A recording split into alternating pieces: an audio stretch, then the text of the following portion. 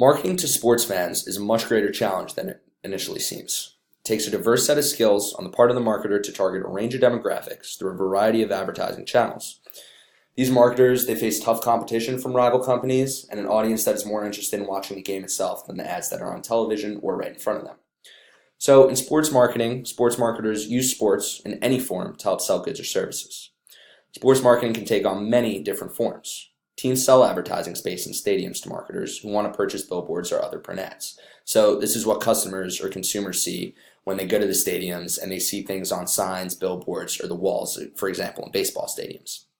TV networks, they sell airtime during these events, so these are referring to commercials. And athletes endorse certain products and can heavily influence someone to purchase a specific product. It's also essential to be clear and concise. Since the audience is being exposed to dozens of different messages, it's important to stand out and be unique with your message. There are multiple ads on televisions, and at games there are hundreds of billboards advertisements. There are also ads on loudspeakers, which really could just make it confusing to be there. Sports marketing can also get expensive quickly, which is why companies need to use their resources and time well.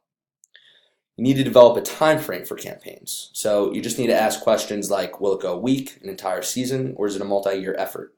Different marketing objectives will require different plans of action. Next, I'm going to talk about the types of careers in sports marketing. So there are three major ones that I'm going to hit on: brand manager, sports agent, and sports marketing project manager. So for brand manager, they're responsible for all the marketing relating to a specific brand. So examples of this include Under Armour, Nike, and Gatorade. They coordinate the marketing efforts across print, radio, TV, and online advertising channels. So you can see it's a variety of different platforms. In terms of education, for this, most people need to have a marketing degree. It also helps to have a degree in communications or public relations. A brand manager is considered a senior marketing position, which is why it may take years for people to manage their own brands. Next, I'm going to talk about being a sports agent. So the sports agents represent the interest of athletes. They maximize earning potential for athletes. So part of their job is to find and negotiate deals for product endorsements. These sports agents act as intermediaries between companies and athletes, and are an integral part to getting sports marketing deals done. In terms of education, again, you don't need a marketing degree, but it's very helpful because there's a very limited number of jobs here. Most people enter this industry after years of working around sports or athletes themselves. And finally, sports marketing project manager. These guys plan, supervise, and design any ad campaign that markets to sports fans. Education, most people need to have a degree in marketing. It also helps to have experience as a former athlete or just a sports fan. These marketers need to understand the mentality of a sports fan from a personal experience, which is why it really helps to be an athlete or just an avid sports fan. Next, I'm going to talk about the target market. Athletes and fans are extremely brand loyal. Because they're extremely brand loyal, they're so heavily influenced by sports marketing.